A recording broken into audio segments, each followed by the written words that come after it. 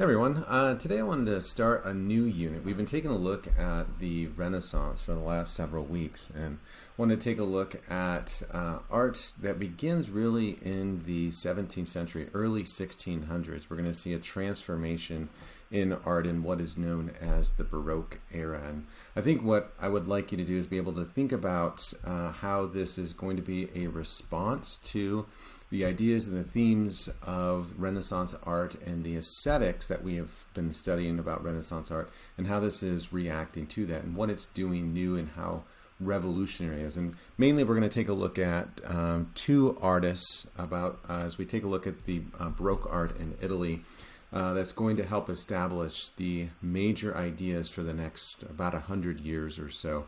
They're going to establish the main aesthetics, design, the style of the Baroque art. And again, it's really going to start in Italy. We're going to notice a trend. It starts in Italy and then it starts to move northward. It's going to move to places like Spain, and then it's going to really move to places like Belgium and the Netherlands. And it's really going to find a very solid home there.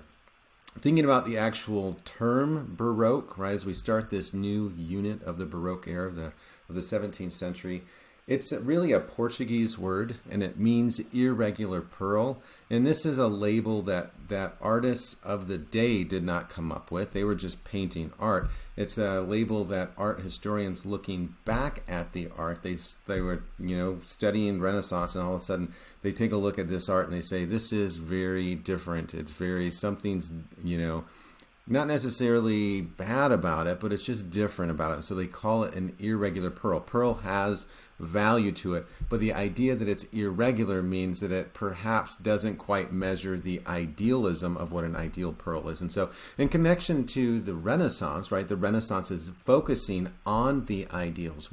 As we see with Michelangelo's David, he's examining what an ideal hero is, what an ideal man is. Or as we take a look at Michelangelo's Pieta, he's taking a look at what an ideal woman is. And we see that idealism continued on with Raphael. We see that continued on with Leonardo and Mona Lisa, right? They're looking for things that are the most perfect representations of something.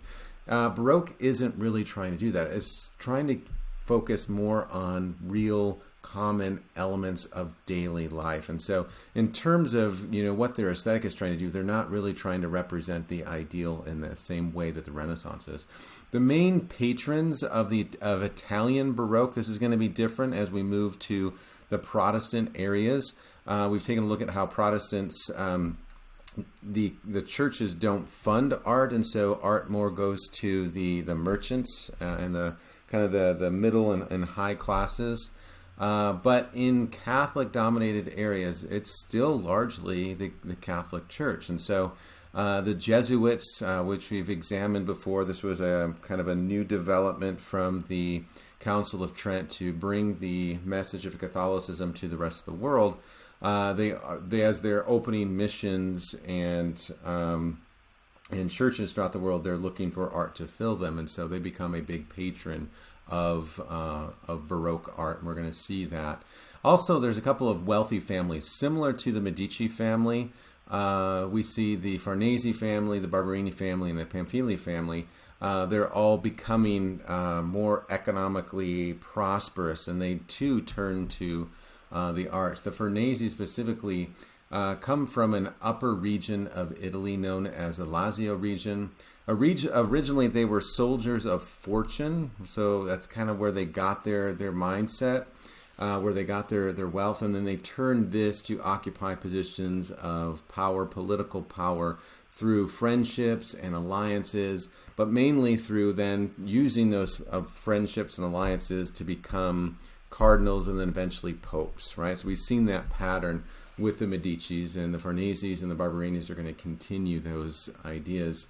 But the Farnese became quickly important collectors in Italy, collecting paintings, books, sculptures, antiques, decorative arts, and they were responsible for many commissions. Cardinal Alessandro, which was a Farnese, commissioned many artists and works that in his day. He later becomes Pope Paul III and commissions Titian to come to Rome from Venice. And then his illegitimate son becomes the Duke of Parma, and then he starts kind of this feud between Pope Paul III and the Holy Roman Emperor of Charles V, which kind of talked about those dynamics a little bit. The Farneses were kind of behind the scenes of those kind of conflicts. But mainly they were warriors, kind of that warrior mindset, where the Medicis kind of stayed true to their banking roots, as Leo X sees the Catholic Church is in economic disrepair. He starts to sell indulgences in order to get the Catholic Church financially stable. Kind of keeps that idea of financial stability from his roots of his family. They kind of have that same kind of root, but not within banking, but within becoming warriors. They commissioned a lot of armors and weapons to be utilized throughout Italy. The Barbarinis were also wealthy patrons, and generally they certainly have left a huge mark on Rome. They have one of their descendants becomes Pope Urban VIII. And he also starts collecting major works of art, and we'll see that. And then the Pamphili family was also one of the other papal families that was entrenched within the Catholic Church, and starts influencing politics, but also influencing art in the 16th and 17th centuries. And so these are going to be the main patrons, at least within the realm of Italy. Some of the major scientific developments that we see during, just to give you an overview of the socio-historical context, and then I want you to think about how this influences art, or at least how artists are perceiving the world. We see some major events that were happening. I gave you a bit of an overview to start the Renaissance by taking a look at the development of the printing press, Christopher Columbus's travels to the New World, and how this is changing the way that we start seeing ourselves in the human condition, and and artists start representing those kind of changes. We talked about the changes with education in terms of Studia Humanitatis and Neoplatonism. We're going to see similar ideas here, but they're going to be a little bit different. Some different discoveries that are happening during this time, mainly the scientific discoveries. What we're going to see, the scientific discoveries are going to feel like the world is expanding. It just seems like the universe is larger than we think. The world is larger than we think. And so that's going to affect how artists perceive their world. And they're going to focus on this kind of grandeur, just kind of this immense space, this kind of mind-blowing kind of universe that we live in is going to then be reflected within their kind of vastness of their art and architecture. Copernicus argued that we live in a heliocentric universe, where before it was believed that the earth was the center of the universe because God created it, and he put us here at the very center of it, right? That's what Mirandola argues. He puts us at the center of the world to survey everything else around it. Now, theologically, that makes sense, right? That we are created in the image of God, so it seems like everything should center around us. But actually, scientifically, that's not actually quite accurate in terms of how the galaxy or the solar system is organized, right? We actually live in a heliocentric universe where the sun is the center, and then the earth rotates around that, which was a new idea. We don't think of that as being a new idea, but that calls into question some of the theology, right? That the past ideas of, wait a minute, this is the way that we thought the world was. We thought everything circled around the world, and the world isn't even the center of its own solar system. And so that starts to, in some ways, I mean, it seems kind of silly, but it starts to question people's understanding of religion, right? So there's this conflict between religion and science, and we can see some of those ideas carry over today. There's certainly those conflicts between science and religion today. These ones seem like they're pretty much resolved by now, right? These arguments that were happening in the 17th century are pretty much resolved now. I don't think there's any theologian that's kind of angry about the sun being the center of our solar system. And so maybe there's hope that the questions and concerns that we have between science and theology today will eventually be resolved as well. But these are kind of the tensions that are happening. Kepler argues that the Earth moves by gravity. So again, what these scientists are trying to understand is how the world was created. And they're not necessarily, trying to understand how the world was created by going back to Genesis 1. They're trying to understand the actual scientific means of motion, physics, development, right? And to understand how scientifically it makes sense, right? And so, and that's kind of a scary proposition for the Catholic Church, who's already kind of struggling with Protestant revolution happening in the North. So there's this kind of tension as they're trying to control theology. You can see that scientists, as they begin questioning this, they become pretty agitated by these ideas. But what they're really looking for is they're looking for capital T truth, right? Yes, Genesis has this message in it, this story, this narrative of the creation, and true, okay. But let's take a look at what else is out there to understand how they actually find harmony between them, right? So that's kind of, they're just trying to understand the world as it is. Galileo argues, right, as he takes a look at a telescope and he sees that there are spots on the sun. And so the argument is that celestial bodies that God created are perfect. And he's saying, well, wait a minute, the sun has spots on it, which means that the sun isn't really perfect. And so he's starting to question some of the Catholic Church's doctrine about the creation. And the Catholic Church clamps down on him. They invite him to an inquisition, invite in air quotes, to an inquisition. They flog him, which means that they kind of beat him with a stick on the bottom of his feet. They imprison him. And then all of a sudden he's like, you know what, maybe I need to back off my scientific understandings. And maybe I was wrong in some of these ideas. But what he mainly argues, that the takeaway is we need more than belief. We need proof, right? We need some type of scientific understanding to understand why things happen the way they do. Again, they're not necessarily trying to call into question theology. They're just really trying to understand the world as it is. Newton argues that there are certain laws of motion. So again, he's arguing not necessarily for, God's commandments in theological sense, but they are looking for the structure of the universe and the commandments, so to speak, of how the world actually work. What are the laws of the universe? And so he's trying to understand what those are. And then Descartes starts questioning this idea: how do we even know that we exist?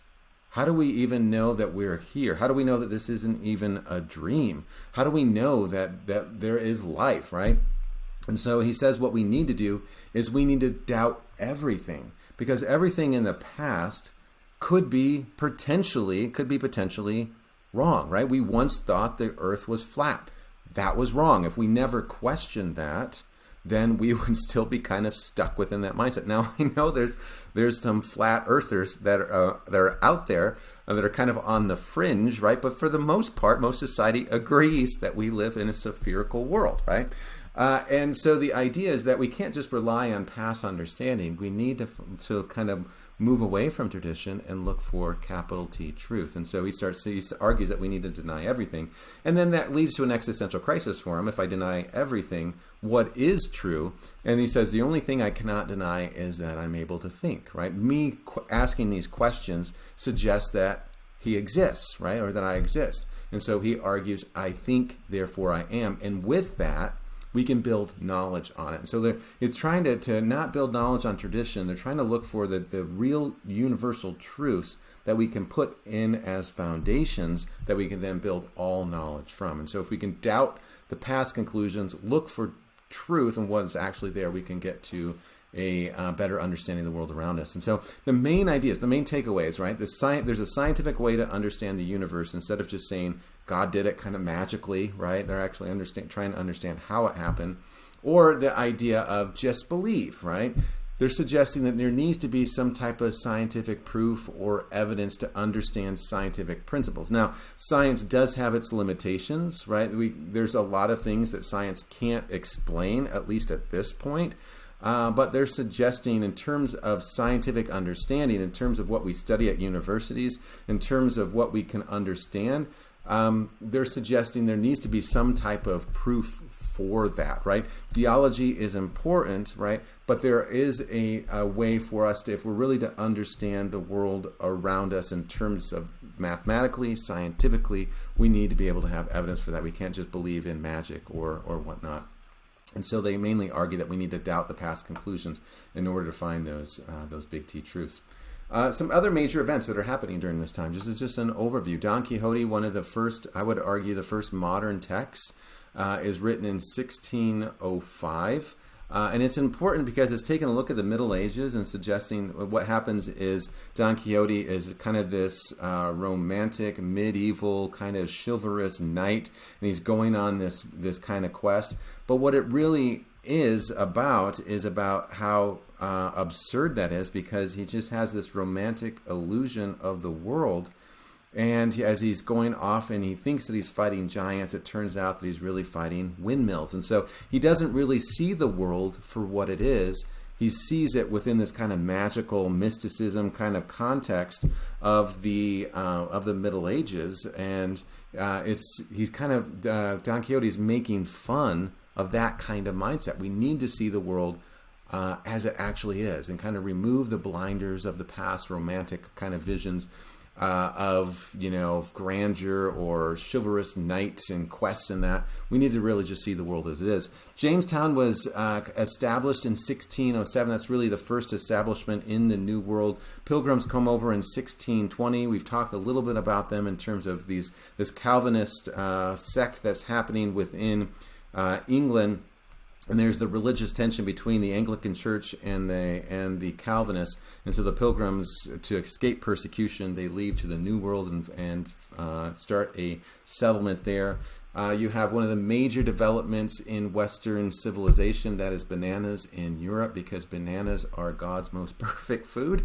So that's a major establishment, a major moment in time. The Taj Mahal, one of the 8 wonders of the world, was built in 1643. The end of the Ming Dynasty in China was 1644. And so all of the great developments that are happening in China, kind of separate from the developments of the Western world, all of the advancements that they had, we're not really even, we're not even close in Europe. But that begins to kind of fade away in the 1600s. There's a fire in London that happens in 1666, which is completely devastating. It kind of brings the town to its knees and burns a lot of the inner city part. But interestingly, it also helps to end the bubonic plague, because a lot of the rats were living in the ceilings. And then they would drop down on people carrying the fleas and whatnot, or lice, and then they would then bite people, right? So interestingly enough, the Fire of London actually helped to stem the tide of the bubonic plague in England.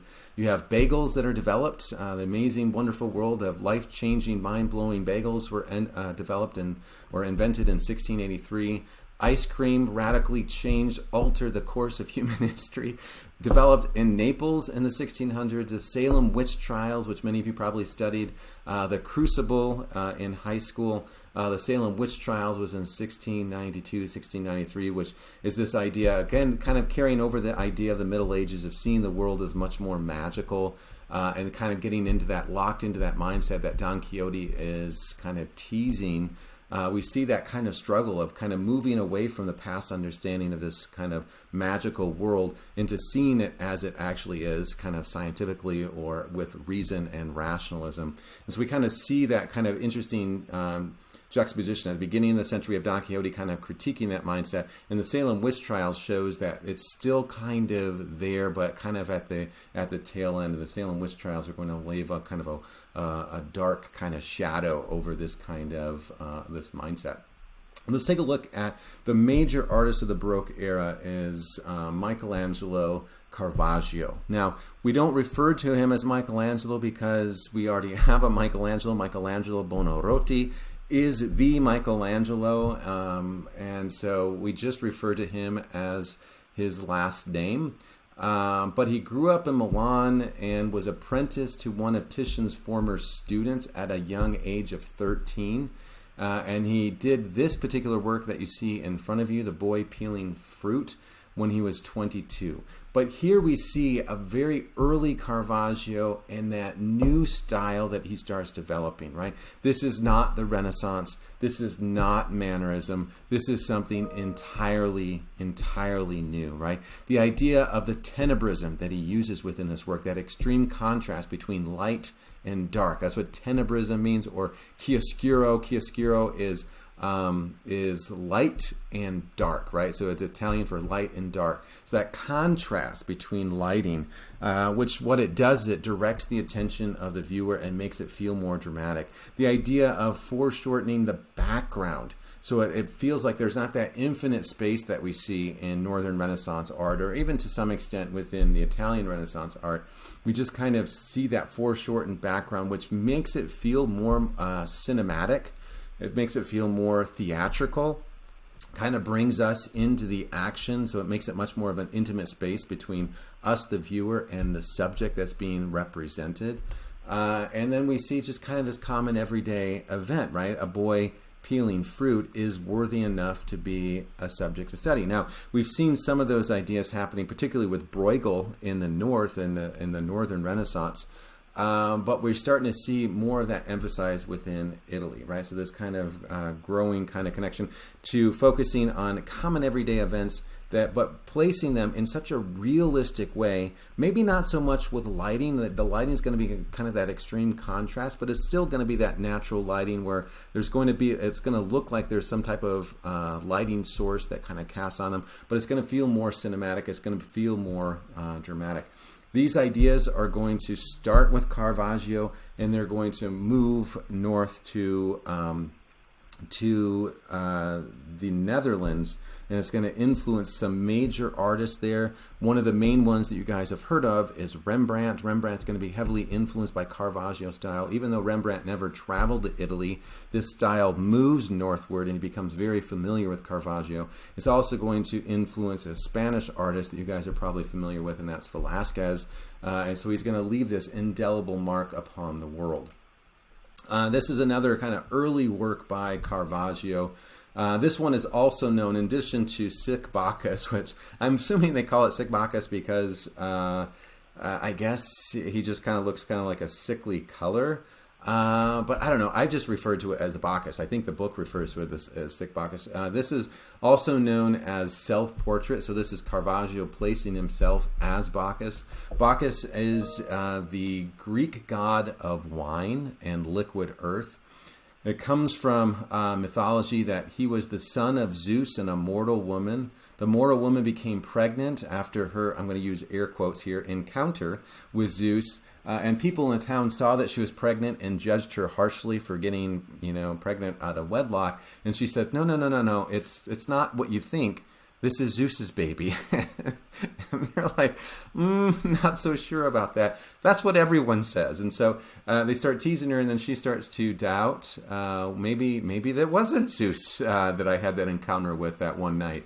And then when she starts to question it, Zeus zaps her completely, kind of zaps her with a lightning bolt, and she completely dissolves. It seems kind of harsh, but that's the kind of mindset of how the Greeks view deity.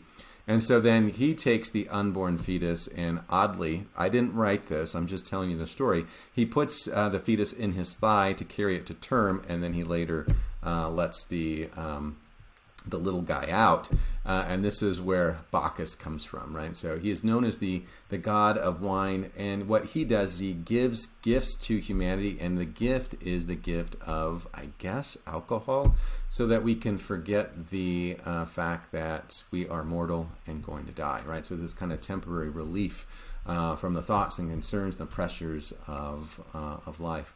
When he comes to Earth, he generally has a group of people that go with him. They're called the Maenads.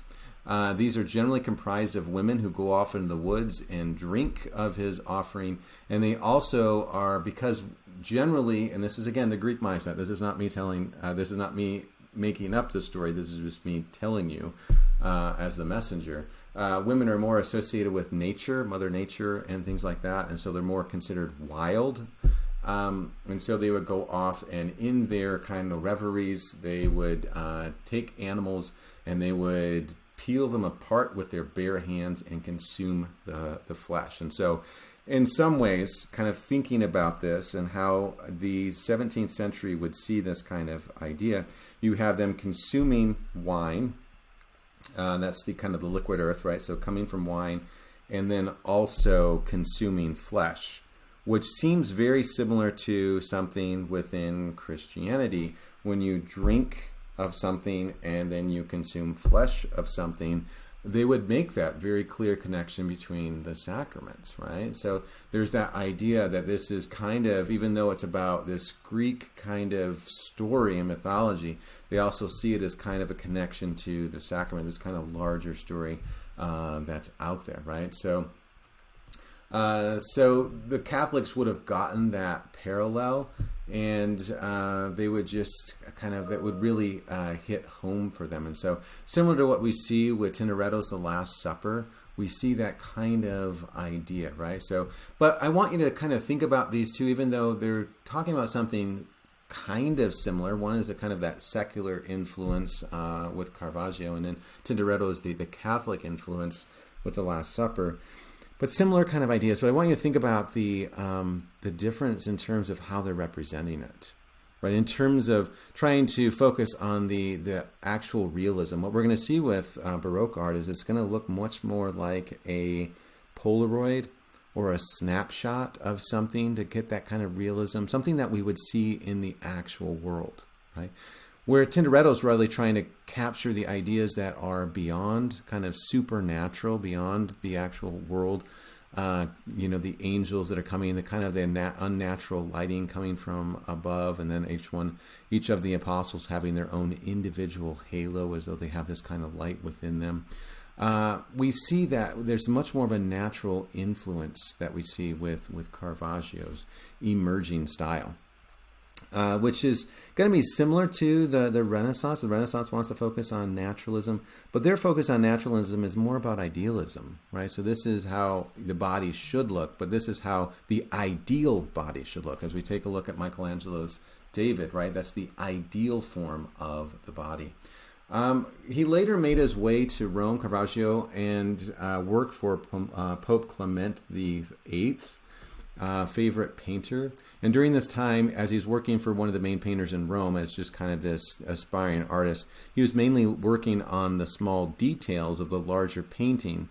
And so he was commissioned or focused on painting just the flowers in the scene or something kind of obscure within the scene. And then the larger artist would be in charge of doing the design. And so the larger artist was Giuseppe Cesari, and then he hires Caravaggio to come in and work on some minute details, just because they're commissioned to do a lot of art, so they can't do everything, and so they have a lot of students coming in and working on the art with them. And so mainly he gets his start just working on painting flowers or still life, fruit within the images, just smaller details of a larger work.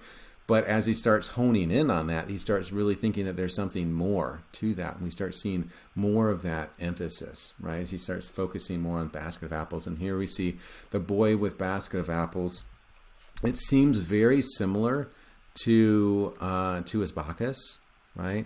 So the idea here is he's kind of uses this kind of, even though it's a secular image, it still has this kind of subtle religious commentary to it. And we're going to see that as going to be a common theme within Baroque art. Something we've seen started with the Northern Renaissance, but Italy's now going to pick up on that and kind of run with it with this new style. The Council of Trent, which was part of the Counter-Reformation, affirms that art should help people understand and connect with their faith. And so this idea should be reaffirming rather than questioning it. Here we see the growing theme within art, rather than having to be focusing on history or mythology that we saw with like Bacchus, or religious painting that we saw with Raphael and all of his numerous Madonnas and baby Jesuses. This is just a still life, right? This is of growing interest, right? Just painting life as it is, to capture the immaculate details of the world around us. Having artistic insight so keen that they capture extraordinary ideas or concepts or insights in ordinary everyday objects.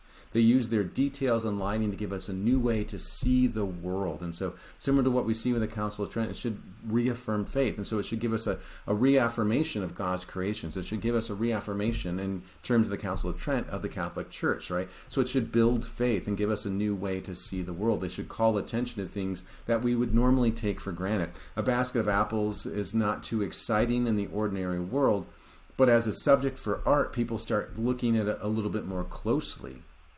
Who goes into the arrangement of this particular fruit? What goes in? What fruit goes into the basket? Who grew the fruit? Who's going to eat it? So there's all these kind of questions that we start to have as we start to look a little bit more deeply, right? It makes us reflect on the connectivity to the natural world. Life is a complex web of exchanging resources in the world around us. And think about life being bigger than just ourselves and going up and eating the apple, that we're kind of connected. This also captures what is known as the memento mori. Memento means memory, and mori means death. And so this suggests that we need to remember that we will die, right? So the fruit becomes a symbol of the temporariness of life, because we can even see here on the apple that it's already spotted and starting to take a turn. So fruit is not going to be around, or flowers aren't going to be around for a long time. And so that's a reminder of the temporary nature of death, and so, or the temporary nature of life. And what that does is it helps us to remember that we need to focus on what we're doing in terms of the Catholic Church here. Focus on going to Mass, going to the Pope, going to priests and the bishops in order to receive that direction. So it's a way to kind of remind ourselves that we can't just get lost in the eat, drink, and be merry for tomorrow we die kind of mindset. We need to realize that there is going to be a moment of reckoning when we do die, and that life is pretty temporary. So that's going to be another major theme within Baroque art, is this memento mori, to remember that you're going to die. This was his one of his first major commissions. It was for the Church of San Luigi di Francesi in Rome. Rome is an interesting place. It's great to visit there. Really, sometimes hard to get around. It's really busy, and they don't really have a great public transportation system. But Rome is pretty walkable. But you're going to do a lot of walking. And what's amazing about Rome is the number of churches they have. Similar to what we see in Rexburg, where there's a church on every corner, there's a church, a Catholic church, on every single corner. And within these churches, with all these churches that are developing, they need art to go in it. And I think that's one thing that I admire about the Catholic Church, is how they look for local people, or look for people in the area, to then paint art and have these unique original pieces to go within it for people to kind of, direct their focus, direct their attention, to learn stories, to have new meaning and insight, encounters, to have this kind of personal relationship with scripture people and stories. That's awesome, right? I mean, sometimes they might take it a little too far, and praying to it, having this kind of, believing that they have this kind of mystical quality to it. And that's where Martin Luther clamps down on in the North. But I think that there's this idea of filling churches with, great ideas to inspire people. And so there's just many churches throughout Rome. And then in each church, there's several chapels. And so if you're a wealthy family, you can have your own private chapel off to the side, where you can go and have your own kind of personal prayer for you and your family. And this is in a church and in one of the chapels in Rome, what is known as the Cantarelli Chapel. And it's about the calling of St. Matthew. There's not much to the scripture, as you see here. And Jesus passed forth from thence. He saw a man named Matthew sitting at the receipt of custom. Matthew was a tax collector. And he saith unto him, Follow me. And he arose and followed him. Right? There's not much to the calling of Matthew in terms of the New Testament. But Caravaggio finds that the kind of gap in the story in terms of what's going on and all the details, he finds that to be a wonderful opportunity to fill in those pieces with some very interesting humanizing pieces, right? Here we see this becomes profound when you realize that tax collectors are among the most hated among the Jews, right? Because they were ones going off there and saying, nope, you need to pay Rome. Nope, you need to pay Rome. And Rome was, they had that tension with Rome because they wanted to be their free, own, independent nation. And then there's this foreign entity keeps coming in and taking their money. And so there's that tension between these tax collectors that did that. And so Matthew was looked down upon. Some of these taxes were so oppressive and could result in people taking to debtor's prison and losing their own liberties. And so taxes hung over everyone in Jerusalem, and tax collectors were blamed for being traitors, right? So they were Jewish people saying that, hey, Rome needs to, collect taxes from you. And they felt that they were betraying the Jewish people by focusing on the laws of Rome. So, but now you have the Savior calling one of the most hated to be one of him. And it captures that kind of shocking quality to it. Caravaggio depicts this moment differently from other religious stories that we've seen. It is strikingly realistic in terms of how he's representing Jesus. Jesus is off in the corner, right, kind of crammed aside, and he's in the dark shadows, which would be different from the Renaissance. The Renaissance would put him in at the very center, very bright, well lit, right? But this is more kind of this darker room that they're in, and it shows that kind of natural lighting. There's that natural lighting coming from the window on the right-hand side, just above Jesus' head, casting down on the tax collectors and their response. And then we have Christ's hand and face that are subtly lit, kind of with that light coming in. And then Jesus kind of casually points to Matthew saying, I want you to join me, right? Notice how there's that subtle halo above Jesus's head, right? And it kind of captures that older tradition of art, but it does it in a much more natural way, that it could be a halo, but it could be a scratch on the wall, right? So Baroque is all going to be about this kind of gritty realism, day-to-day life. And then you have the tax collectors here, they're counting money, and then they stop. And some suggest that this is Matthew, and he kind of points to himself. Some suggest that maybe this is Matthew, and he stops to kind of count his money one last time before he follows him. I think either one would be an interesting kind of story. And these other two younger individuals kind of point and think, who is this? Why are you calling this person to be a tax collector, right? Very interesting way of representing this, and Caravaggio's kind of emerging style. But very different from what we see with other kind of religious moments that are represented with the calling of St. Matthew, which is what we see at the Last Supper with Tintoretto, is this idea of we're trying to capture this extreme spiritual moment.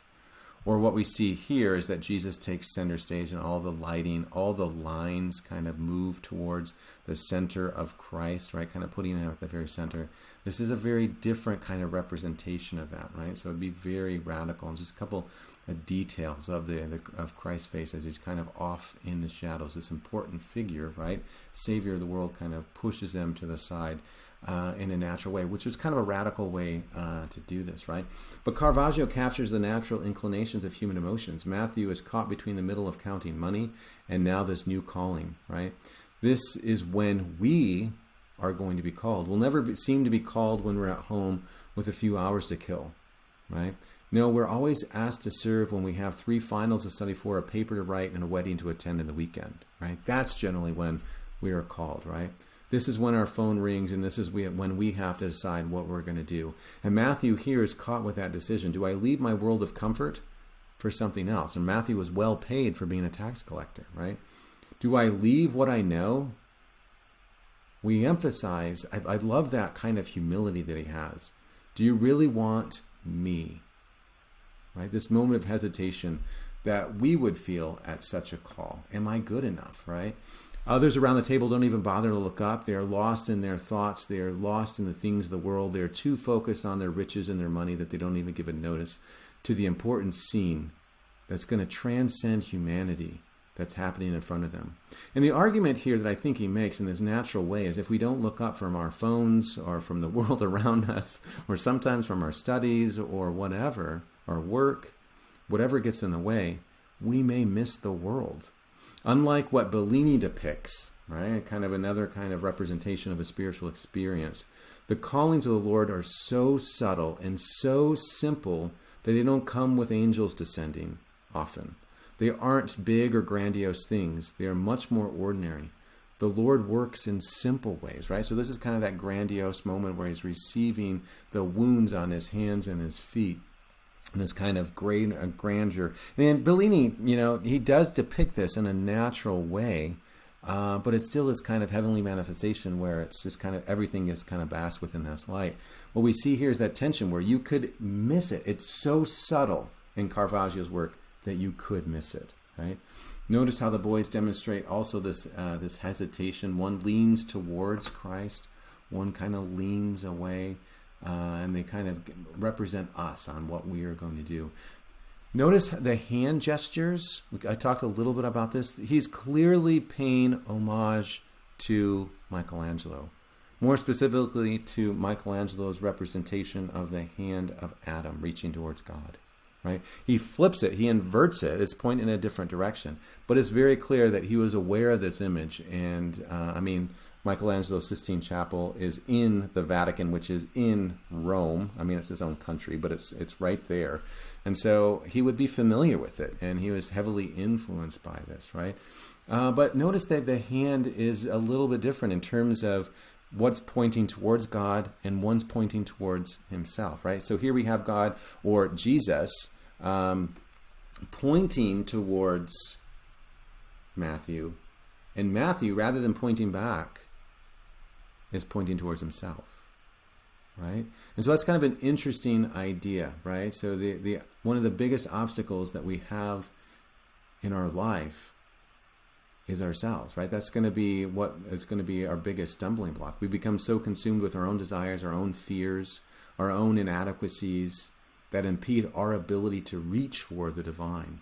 God calls us, but we have to reach within ourselves, to overcome ourselves, to reach back, right? And the question that I love that Caravaggio poses is, will we be ready, right?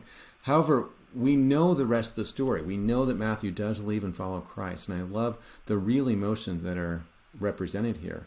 The apostles weren't some humanless machines that always did what was right at all times, never had any struggles in their life, never had any adversity. They have the same fears and doubts. Yet they find a way to find the inner strength to move forward, right? And I love that kind of naturalism that Caravaggio represents, right? These are two of the other images in that same chapel. And I think together they have a very kind of clear message to this. One is the calling, which we've taken a look at. Another is the angel coming to St. Matthew to give him, ideas of what to write. And the other one is the martyrdom of St. Matthew. And so it kind of shows the beginning, the middle, and the end of Matthew's life, right? Getting us to think about where we are within this story. Are we at the beginning of our spiritual journey and connection with Christ and God? Are we in the middle of our story? Are we at the end of the story, right? That kind of connection. Kind of thinking about our own narratives within this. And it's a very interesting way to kind of structure that. In a very natural way that we feel that Matthew here is human. And that makes us be able to connect with him. Where art of the Renaissance, they felt kind of human. They looked kind of, realistic, definitely, because they're focusing on that.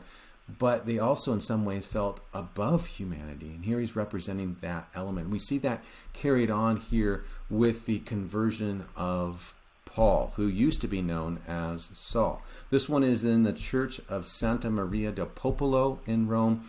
A couple years ago, I went on a Caravaggio suicide mission, and I saw every single Caravaggio in Rome, which there are a ton, right? I can't even remember. I think I lost count. There's over 30 that are there. Some of them are in the same location. Some of them, most of them are not, and you kind of have to walk all over. I think by the end of the day, I walked like 19 miles through Rome to be able to see this. But it was a transformative day as I was able to kind of interact with this kind of dialogue that he's having as he represents these amazing experiences. And so if you have a day in Rome, I highly recommend the Caravaggio suicide mission, where you walk and see all of them, right? Because they're all right there. This is the conversion of St. Paul on the road to Damascus.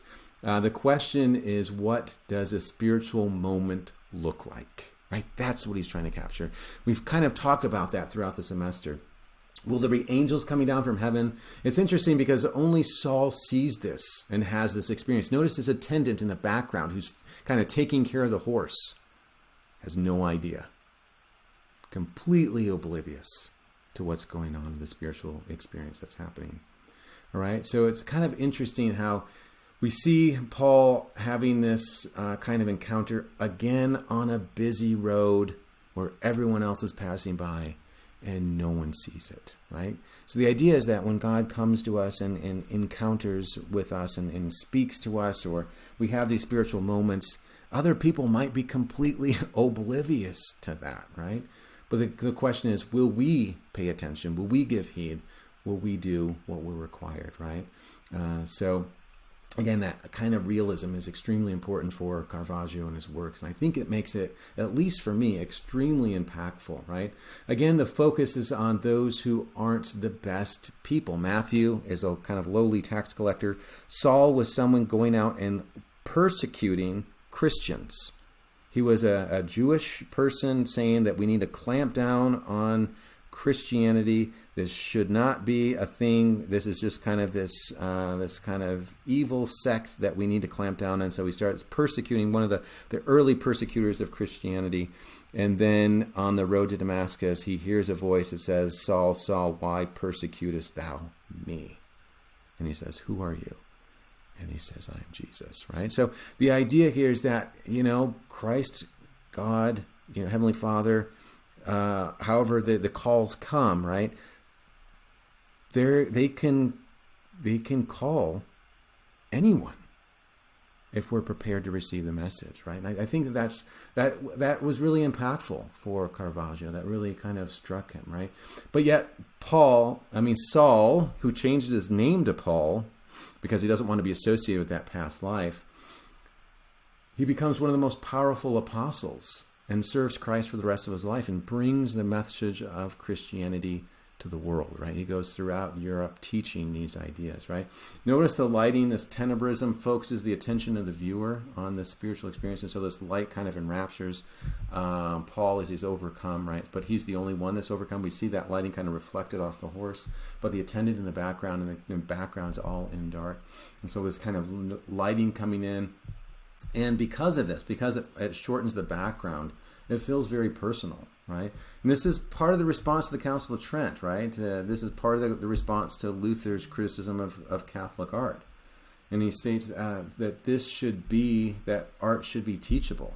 It should have a teachable role, should instruct. And I think this is what that art is seeking to do. And this is just the moment from Acts when that happens. And so you see the scriptures on there where it says in verse 4, "Saul, Saul, why persecutest thou me?" And he says, "Who art thou, Lord?" And he says, "Jesus, whom thou persecutest." And so at this, he then is converted, overcome with guilt, and then converts.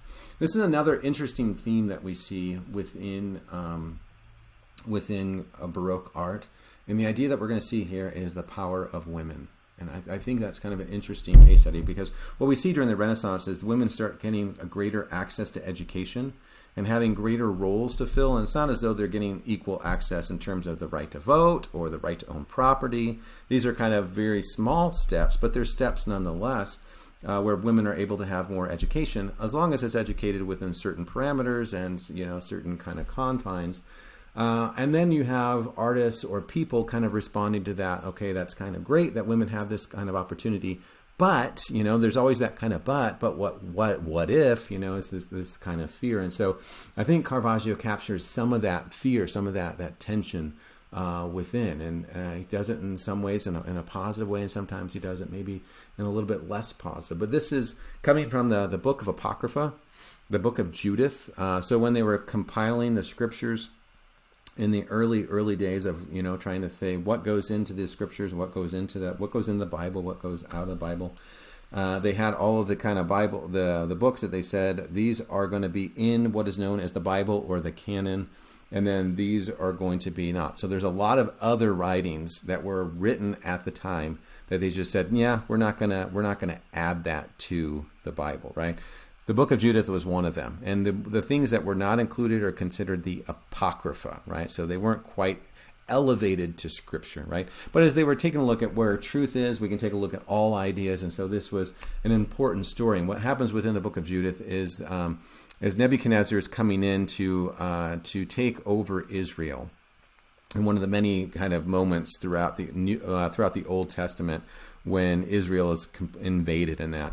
And then he has a general known as Holofernes who's coming in, and it feels like Israel is going to be destroyed. And Israel, Jewish people, didn't really know what to do. And so what Judith does is she gets herself nice and pretty, dolls herself up, right? And she goes to, maybe dolls herself up. Maybe that's an outdated phrase. Anyway, she puts makeup on, gets herself, nicely dressed, and she goes over to Holofernes' tent, and she entices him. And she gets him drunk, and then while he's sleeping, she cuts off his head, puts it in a bag, and carries it back to her people. When Holofernes' rest of the military wakes up, they realize that their general has been decapitated. They're wondering how that could happen. So they feel kind of in disarray. And so they leave, right? They don't really have anyone to lead them. So they just say, well, I guess I'm going home. And so she saves her people. And so in a lot of ways, she is kind of this quasi-savior of Israel for her heroism, for her bravery. And we see that represented here, right? This idea of heroism and bravery going in. And then this is just an old woman, an attendant to Judith, who goes in and I guess helps her along the way. And then she holds the bag that the head will go in. And so this is just Judith and her attendant, and then Holofernes, who now is screaming in terror, "Hey, I have a pain in my neck," as he's being decapitated. But again, it's about this, seemingly unsuspecting, physically weaker individual coming in, a woman coming in and overcoming one of the most powerful generals in the world, right? So the idea of having faith, going forward with faith, in order to capture that. We see this is another Caravaggio image with David and Goliath. And so this is after the moment when David kills Goliath and then lops off his head and shows it to the Philistines. And so similar kind of idea, right? So people that are going in and saving their people, right? David saving Israel. Judas is saving Israel. Notice how they have a common style, right? That use of tenebrism, where it's showing direct lighting, very kind of harsh lighting on certain elements, and then darkening around the rest, which makes it feel much more like in our face, much more confrontational of this, and it invites us as the viewer to feel like we're actually in it, right? It makes it much more cinematic and dramatic in that sense. Capturing this kind of real life element. But what we're going to see here, even though these two individuals are, saviors of the people, there's going to be much more questions of the people of the day about her, because this is a woman having power. They're used to seeing a man in power, but this is a woman in power, and this is going to cause some kind of, concern. And we see that element with here. This is Salome and the head of John the Baptist, and we've seen this before with the Feast of Herod by Donatello, right, where Salome dances for Herod, and then she entices him, and he says, I'll give you anything you want, and she says, bring me the head of John the Baptist. And so this is the head of John the Baptist put on a platter to then show to Herod. And so, but again, it's about women having power to be able to overtake the men in their life, powerful men in their life. And so, again, this is kind of that moralizing theme that we need to be on guard. Otherwise, things can happen that will weaken us, right? I want to take a look at one of Caravaggio's contemporaries. This is a woman artist, also known as just an artist, but we haven't studied a lot of women artists, and I think she displays some very interesting ideas, right? So here we see the same kind of subject matter, but from a woman's perspective rather than a man's perspective, right? She did this when she was 19 years old, right? So it's extremely young when she was able to capture this, and it shows that mastery. She's aware of Caravaggio, inspired by his style, but then she kind of has her own flair to this, right? Same kind of subject matter. Judith coming in here to lop off the head of Holofernes, and then we have the attendant kind of helping with this. Kind of an interesting representation, demonstrating that even though he's drunken and in a weakened state, he still has this kind of strength, physical strength over them, that it's going to be an extremely difficult task very different from what we see with Caravaggio's image of kind of of Judith maintaining this kind of virtue, kind of pushing away, where this one she's leaning in, right? This shows that kind of that new dimension of the story. This is a Judith of action. She's not apprehensive here. She leans in to get the job done, right? And it's not to say that she likes it, but it's to say that she's not afraid of it either, right? The blood here is much more realistic and much more intense. And she comes back to this kind of again and again, as this is kind of another major theme. And for her, it's a theme of a story in not necessarily the Old Testament, but in the Apocrypha of a woman hero. Right? We see a lot of representations of David, right? The male hero. But here she's inspired by a woman who is a hero. And that gives kind of her a voice. That gives women kind of an identity. And she's representing that, right? She travels to Florence to work as an artist, but she was sexually assaulted by another artist, nicknamed the Bull. And this is heavily going to influence her art as well. Her father sued the assailant, the Bull, and the trial lasted for 7 months. During this time, she had to undergo the painstaking details of her assault numerous times.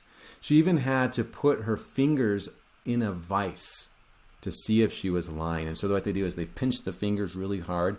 And the idea is that if you were telling a lie, you would clearly be like, okay, I'm done, right? But this was a kind of a primitive version of a lie detector. And she did that, and she never recanted her statement, right? The assailant was convicted, but a wealthy patron paid for his sentence to be commuted, and so he didn't serve time, right? Gentileschi was inspired by the empowerment of women. So you can kind of see how this, and it's not to say that, the assault in her early life overshadows everything, and that's how we need to read everything, as just kind of her being a victim, or her, I don't want us to think about it like that. But it definitely, she is inspired by this idea of women taking kind of the reins back and demonstrating this kind of power, right? So notice how the handle represents a cross to emphasize the innocence of her, right? So this cross-like emblem here. And then the bracelets, there's a bracelet to show her wealth, right? But this shows a woman from the perspective of a woman, which we really haven't seen that much, and we really don't get to see that much in art history. A lot of times women were denied into art studios because it was believed if women saw a nude male model, they would, I guess, faint, or the world would end. I'm not exactly sure. But a lot of times they had to be trained by their fathers, or kind of just learn from following other artists, right? But again, this is a similar kind of subject matter, Judith and her maidservant, right? So again, here's the head is already cut off, and now they're just kind of cleaning up, and they turn and they hear a noise. Notice the lighting here is a very natural lighting. He puts the lighting in there for the candle, and she kind of puts her hand over it so she can see a little bit more clearly into the darkness, right? Kind of that natural feel to it. And so, again, I want us to just, and we'll kind of come back and think about this with one of our Zoom sessions. Which representation captures the moment better? Which one do you like better? And it's not that you have to, all like one and then hate the other. It's just which way are you leaning? Which one do you think captures the idea of heroism, bravery, courage, right? Better, right? So something to kind of think about. We'll come back and talk about this. And this is another representation of that moment, Judith and her maidservant. Again, a similar kind of idea that we've seen with the head in the basket, and then Judith having the sword around her right shoulder, and then they turn and they hear something to see if they've been caught as they're sneaking away, right? This one I love. This one is a self-portrait as an allegory of painting, and here is Gentileschi representing herself as an artist, right? She often complained about being a woman, and she said, quote, "If I were a man, I wouldn't be treated this unfairly." And that's probably true, right? You have to say kind of amen to that. because she was treated differently as being a female artist. But she elevates herself to be an artist like unto Michelangelo, like unto Raphael, right? Here she is demonstrating an artist at work. She has insights. She has something to say. And that is important, right? So these are two major Baroque artists, Caravaggio, Gentileschi, that helped to establish this emerging style that's going to take hold of Europe throughout the 17th century, right? So just an introduction to that.